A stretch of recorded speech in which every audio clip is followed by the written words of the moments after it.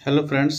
जैसा मैंने आप लोगों को कल से कहा था कि मैं पैरामेडिकल का टेस्ट सीरीज़ लेकर आने वाला हूँ। 45 क्वेश्चन रहेंगे, 15 question each subject, physics chemistry and biology रहेंगे। तो पहला फिजिक्स का शुरू करते हैं। 15 क्वेश्चन। पहला क्वेश्चन है, what is the SI unit of force? बल की एसआई इकाई क्या है? Option A newton, option B joule, option C pascal, option D watt. तो इसका एसआई यूनिट, इसका करेक्ट आंसर क्या हो जाएगा? आप सभी शायद जानते होंगे, फोर्स की एसआई यूनिट होती है न्यूटन। तो ऑप्शन ए इसका करेक्ट आंसर हो जाएगा। नेक्स्ट क्वेश्चन की ओर जाते हैं। The speed of light in vacuum is approximately. Speed of light in vacuum कितना होगा? निर्वात में प्रकाश की गति लगभग कितनी होती है? ऑप्शन ए है 3 × 10⁸ मीटर सेकेंड, बी 1.5 × 10⁶ मीटर पर सेकेंड, सी 3 × 10⁶ मीटर पर सेकेंड, डी 3 × 10⁵ मीटर पर सेकेंड। तो स्पीड ऑफ लाइट जो वैक्यूम में होती है ना, वो 3 × 10⁸ मीटर पर सेकेंड होती है। ये याद रखिएगा। इसका करेक्ट आंसर ऑप्शन ए हो जाएगा। ठीक है, नेक्स्ट क्वेश्चन की ओर बढ़ते हैं। विच of the following is a vector quantity? निम्न में से कौन वेक्टर राशि है? तो इसका आंसर आप लोग दीजिए। देखिए, स्पीड जो है वो वेक्टर क्वांटिटी नहीं हो सकता, स्केलर क्वांटिटी हो सकता है, डिस्टेंस भी नहीं हो सकता है, और मास भी नहीं हो सकता। ये सारे स्केलर क्वांटिटी हैं। तो वेक्टर क्वांटिटी क्या हो जाएंगे? डिस्प्लेसमेंट हो जाएंगे। हालांकि डिस्टेंस और डिस्प्लेसमेंट दोनों सेम होती है, लेकिन वेक्टर क्वांटिटी में वही होता है जो मैग्नीट्यूड के साथ डायरेक्शन भी होता है। तो मैग्नीट्यूड तो डिस्टेंस का है लेकिन डायरेक्शन नहीं है, और डिस्प्लेसमेंट का डायरेक्शन होता है, इसीलिए इसका करेक्ट आंसर डिस्प्लेसमेंट हो जाएगा। ठीक है, नेक्स्ट क्वेश्चन की ओर जाते हैं। Which instrument is used to measure electric current? विद्युत धारा मापने के लिए किस यंत्र का उपयोग किया जाता है? विद्युत धारा मापने के लिए आप कौन चीज़ का? वोल्टमीटर का यूज़ कर सकते हैं? नहीं। गैल्वेनोमीटर का नहीं। बैरोमीटर का भी नहीं कर सकते हैं। विद्युत धारा नापने के लिए आपको एमीटर का यूज़ करना पड़ेगा। तो इसका correct answer option B ammeter हो जाएगा। नेक्स्ट क्वेश्चन है 5वां number. The unit of power is. शक्ति की इकाई क्या है? जूल। जूल किसका होता है? वर्क और एनर्जी का होता है। पावर का क्या हो जाएगा? वॉट हो जाएगा। न्यूटन तो फोर्स का होता है, और ओम, ओम तो जानते ही होंगे आप किसका होता है? रेसिस्टेंस का होता है। तो इसका करेक्ट आंसर क्या हो जाएगा? What, option B. नोट कर लीजिएगा। नेक्स्ट क्वेश्चन है, work done is zero when. कार्य तब शून्य होता है जब force is zero, displacement is zero, both A and B, या फिर नन। देखिए, वर्क का फॉर्मूला क्या होता है? वर्क का फॉर्मूला होता है force into displacement. Force into displacement अगर हम करेंगे तो मतलब वर्क किस पे डिपेंड हो रहा है? वर्क फोर्स पे भी डिपेंड हो रहा है और डिस्प्लेसमेंट पे भी डिपेंड हो रहा है। तो इसका करेक्ट आंसर क्या होना चाहिए? फोर्स अगर जीरो हो जाएगा तो ये मल्टीप्लाई में है तो भी वर्क जीरो होगा, और डिस्प्लेसमेंट अगर जीरो होगा तो भी वर्क जीरो होगा, यानी both A and B. Option C को हम सही करने जाएंगे। ठीक है, नेक्स्ट क्वेश्चन की ओर जाते हैं। विच of the following is not a renewable source of energy? निम्नलिखित में से कौन सा नवीकरणीय ऊर्जा स्रोत नहीं है?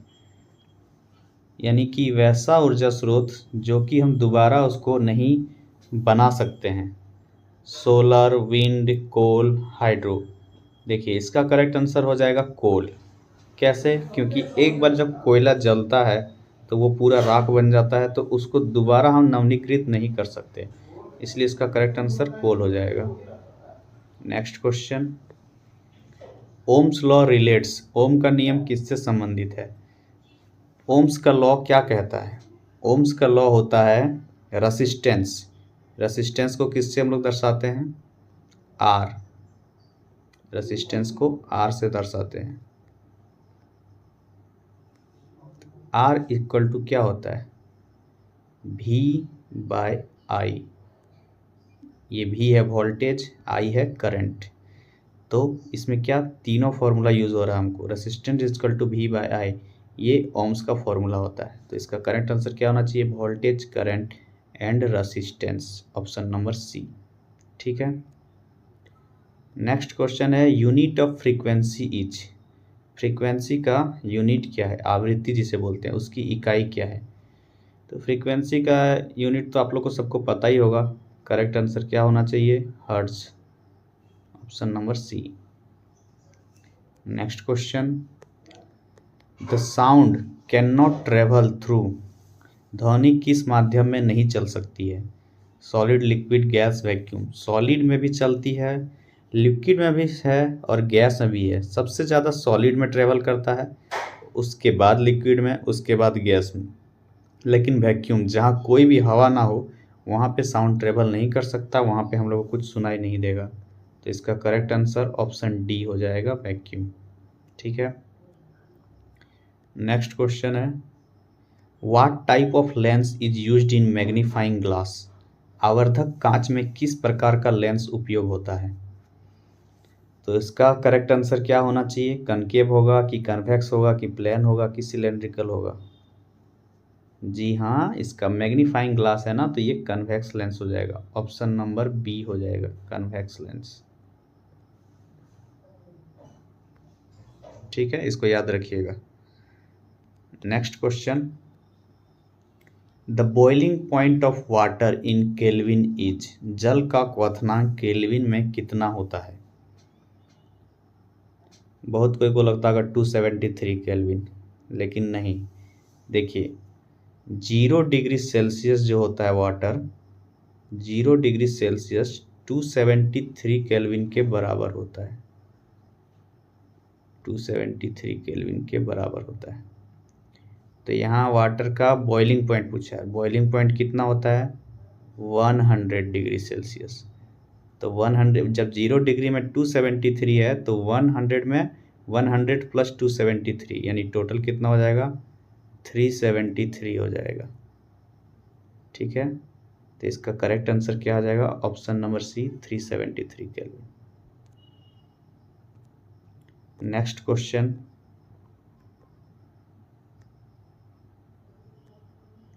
Energy possessed by a body due to its motion is called. किसी वस्तु द्वारा उसकी गति के कारण धारित ऊर्जा को क्या कहते हैं, potential energy, kinetic energy, mechanical या थर्मल। अगर गति में है तो ऑब्वियसली वो क्या हो जाएगा, काइनेटिक एनर्जी हो जाएगा, और अगर स्थिर है तो वो क्या होता है, पोटेंशियल एनर्जी होता है। तो इसका करेक्ट आंसर हो जाएगा option number B, kinetic energy. ठीक है। Next question, 1 kilowatt hour is equal to. 1 kilowatt घंटा बराबर कितना होता है, जूल में पूछा है। तो इसका करेक्ट आंसर होना चाहिए option number B, 3.6 into 10⁶ joule होता है 1 किलोवाट आवर बराबर। ये क्वेश्चन बहुत बार रिपीट हुआ है, इसको हमेशा याद रखिएगा। ठीक है। नेक्स्ट क्वेश्चन है और लास्ट क्वेश्चन फिजिक्स का आज का, what is the acceleration due to gravity on earth. पृथ्वी पर गुरुत्वाकर्षण त्वरण कितना होता है। ये लगभग पता ही होगा सबको को। इसका आंसर हो जाएगा ऑप्शन नंबर ए, 9.8 मीटर पर सेकेंड स्क्वायर। ठीक है। अब आते हैं हम लोग केमिस्ट्री के क्वेश्चन में। केमिस्ट्री का क्वेश्चन है atomic number of oxygen is. Oxygen का परमाणु क्रमांक कितना होता है। 10th के बच्चों को बहुत कोई को याद नहीं रहता है, 12th के बच्चों को तो याद हो ही जाता है। तो इसका करेक्ट आंसर होना चाहिए कितना, ऑक्सीजन का कितना होता है। जी हाँ, ऑक्सीजन का होता है 8। और इसका एटॉमिक मास अगर पूछा जाए तो वो होता है इसका double 16।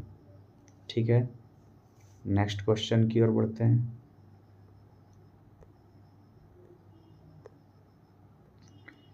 What is a compound, water is a compound because. जल यौगिक क्यों है, वाटर एक कंपाउंड है तो क्यों है। वेरिएबल कंपाउंड कंपोजिशन की वजह से, डेफिनिट कंपोजिशन की वजह से, मिक्सचर की वजह से। देखिए इसका आंसर हो जाएगा, बहुत कोई को लगता है ये इट इज़ अ मिक्सचर, लेकिन नहीं, मिक्सचर की वजह से नहीं, ये एक कंपाउंड बोला जाता है क्योंकि इसका डेफिनिट कंपोजिशन होता है। डेफिनिट कंपोजिशन मतलब वाटर का फॉर्मूला क्या होता है, H2O, यानी 2 हाइड्रोजन और 1 ऑक्सीजन मिलकर ही वाटर बनता है। अगर हम 3 हाइड्रोजन कर दें या 2 ऑक्सीजन कर दें तो ये वाटर का फॉर्मूला नहीं बनेगा और वाटर बनेगा भी नहीं। दूसरा बात, हाइड्रोजन का प्रॉपर्टीज़ अलग होता है, ऑक्सीजन का प्रॉपर्टीज़ अलग होता है, लेकिन और वाटर का भी प्रॉपर्टीज़ अलग होता है, यानी 2 अलग अलग प्रॉपर्टीज़ जब एक साथ मिलते हैं तो एक नया कंपाउंड बनाते हैं और उसका भी प्रॉपर्टीज़ अलग होता है, इसलिए इसका answer it has a definite composition हो जाएगा। ठीक है, next question, which of the following is a noble gas. Noble gas क्या है, तो इसका आंसर तो बहुत कोई को मालूम होगा, रट्टा मारते हैं बहुत कोई, इसका आर्गन होगा, option number C. Helium, neon, argon, xenon, ये सब क्या होते हैं, निष्क्रिय गैस होते हैं, नोबल गैस होते हैं, यानी ये किसी के साथ भी रिएक्ट नहीं होते हैं। Next question, pH value of neutral solution is. तटस्थ विलयन का पीएच मान कितना होता है। न्यूट्रल सॉल्यूशन मतलब ना वो एसिड है ना वो बेस है, तो इसका मान 0 मत कर देना, क्योंकि न्यूट्रल सॉल्यूशन का मान हमेशा 7 होता है।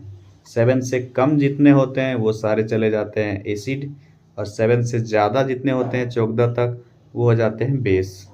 ठीक है, next question, which acid is present in lemon. Lemon में कौन सा एसिड पाया जाता है, लेमन में साइट्रिक एसिड पाया जाता है, option number B. Next question है, chemical formula of common salt. सामान्य नमक का रासायनिक सूत्र क्या है, ये बहुतों को पता होगा, NaCl होता है, इसका नाम सोडियम क्लोराइड है। ठीक है, next question, which metal is liquid at room temperature. कौन सा मेटल रूम टेम्परेचर पे लिक्विड अवस्था में पाया जाता है, कौन सी धातु कमरे के तापमान पर तरल हो जाती है। जितने भी मेटल्स हैं वो लिक्विड नहीं, ठोस अवस्था में पाए जाते हैं, लेकिन यही एक मेटल है जो कि लिक्विड में पाया जाता है और इसका नाम है मरकरी। याद रखिएगा, ये क्वेश्चन भी repeated. Next question, periodic table was given by. आवर्त सारणी किसने दी थी, तो ये महान वैज्ञानिक थे मेंडलीव। मेंडलीव की आवर्त सारणी हम लोग पढ़ते हैं। Next question, the process of rusting involves, यानी जंग लगने की प्रक्रिया में क्या होता है। कंबजन होता है, ऑक्सीडेशन होता है, सब्लिमेशन होता है या इवेपोरेशन होता है।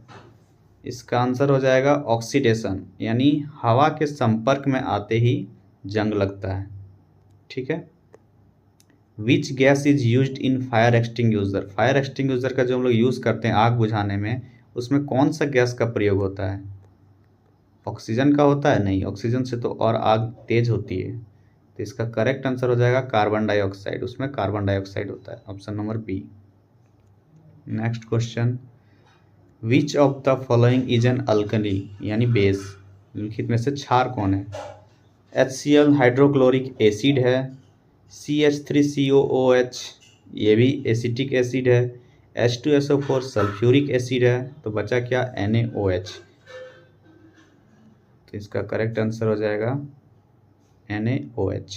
ठीक है, next question, the chemical formula of washing soda is. Washing soda का रासायनिक सूत्र क्या है, Na2CO3 है या NaHCO3 है। Na2CO3 होता है सोडियम कार्बोनेट, NaHCO3 होता है सोडियम बाइकार्बोनेट। ये दोनों में बहुत स्टूडेंट लोग कंफ्यूज करते हैं, तो वॉशिंग सोडा का सिंपली Na2CO3 होता है बच्चों, option number A, sodium carbonate होता है। सोडियम बाइकार्बोनेट की बात करें तो सोडियम बाइकार्बोनेट आपका वॉशिंग सोडा नहीं होता है, वो आपका बेकिंग सोडा होता है। तो जब भी सोडियम बाइकार्बोनेट की बात करें, बाई बेकिंग, इससे रिलेट करके याद कीजिए, बाई बेकिंग। तो NaCO3 हो जाता है बेकिंग सोडा। और सोडियम कार्बोनेट हो जाता है, इसका रासायनिक नाम भी याद रखिएगा, Na2CO3 यानी सोडियम कार्बोनेट, NaSCO3 यानी सोडियम बाइकार्बोनेट। ठीक है, next question, which metal is used in galvanisation? Galvanisation में किस धातु का उपयोग होता है? आयरन, जिंक, कॉपर या फिर एल्युमिनियम? गैल्वेनाइजेशन में हमेशा जिंक का यूज होता है। ठीक है, option number B. Next question, which of the following is an organic compound? निम्नलिखित में से कौन जैविक यौगिक है? तो ये आप लोगों ने पढ़ा ही होगा, कौन सा हो जाएगा? CH4, यानी जिसको क्या बोलते हैं? मीथेन बोलते हैं। मीथेन, इथेन, प्रोपेन, ब्यूटेन, ये सब जितने हैं सब ऑर्गेनिक कंपाउंड होते हैं। ठीक है, नेक्स्ट और लास्ट क्वेश्चन है केमिस्ट्री का, bleaching powder is used for? Bleaching powder का प्रयोग किस लिए होता है? ऑब्वियसली इसका उपयोग किस में होता है? डिसइंफेक्शन, यानी जो भी जीवाणु बैक्टीरिया होते हैं उन सबको मारने के लिए इसका उपयोग किया जाता है ब्लीचिंग पाउडर का। अब बायोलॉजी के क्वेश्चन में है पहला question, the basic unit of life is? ये चैप्टर तो सभी ने पढ़ा होगा, जीवन की मूल इकाई क्या है? आंसर हो जाएगा सेल। ठीक है, next question, which part of plant conducts photosynthesis? पौधे का कौन सा भाग प्रकाश संश्लेषण करता है? रूट करता है, स्टीम करता है, लीफ करता है या फ्लावर करता है? देखिए, फोटोसिंथेसिस की जब बात आए तो उसका आंसर लीफ होगा, यानी पत्ते। पत्ते में जो छोटे छोटे छिद्र होते हैं उसके वजह से होते हैं फोटोसिंथेसिस की प्रक्रिया। और क्लोरोप्लास्ट उसी में पाया जाता है, क्लोरोप्लास्ट से क्लोरोफिल, इससे पत्तियों का रंग हरा होता है। ठीक है, नेक्स्ट क्वेश्चन,